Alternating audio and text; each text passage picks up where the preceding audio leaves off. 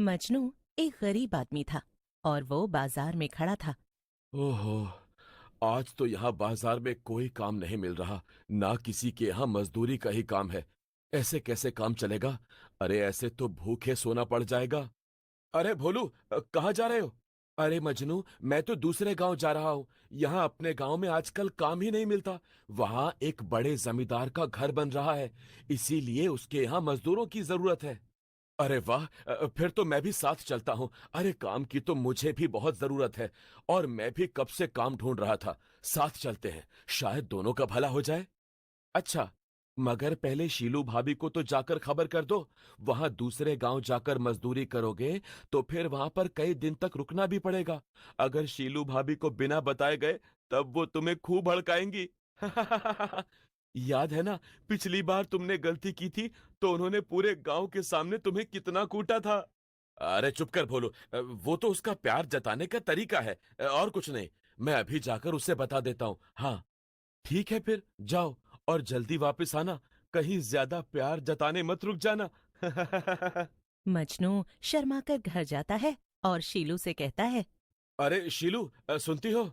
हाँ, कान है तो सुनूंगी ही ना। कहिए, क्या हुआ? वो दरअसल अपने गांव के बाजार में या आसपास कुछ काम मिल ही नहीं रहा। तो वो भोलू है ना, वो मिला था। वो कह रहा था दूसरे गांव में जमींदार का घर बन रहा है, तो वहां मजदूरी का काम है।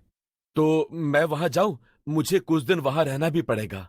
मगर जल्दी आना, हाँ। और ज्यादा देर मत करना लौटने में।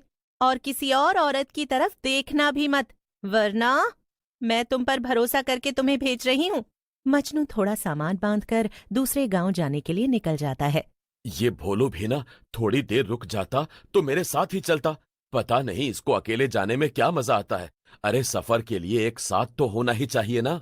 इसी तरह खुद से ही बातें करते हुए मजनू दूसरे गांव जाने लगता है।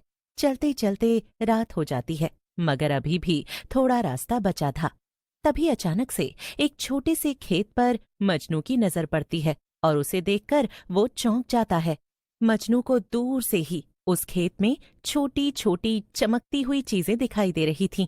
ये देखकर उसे उत्सुकता होती है और वो खेत के पास जाकर उसमें घुस जाता है।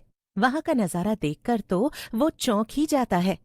मजनू बैंगनों को छू कर देखने लगता है, मगर उसे नहीं मालूम था कि ये बैंगन का खेत एक डरावनी चुड़ैल का था। अचानक से चुड़ैल वहां आ जाती है। क्यों रे, तेरी इतनी मजाल, मेरे खेत के बैंगन चुराने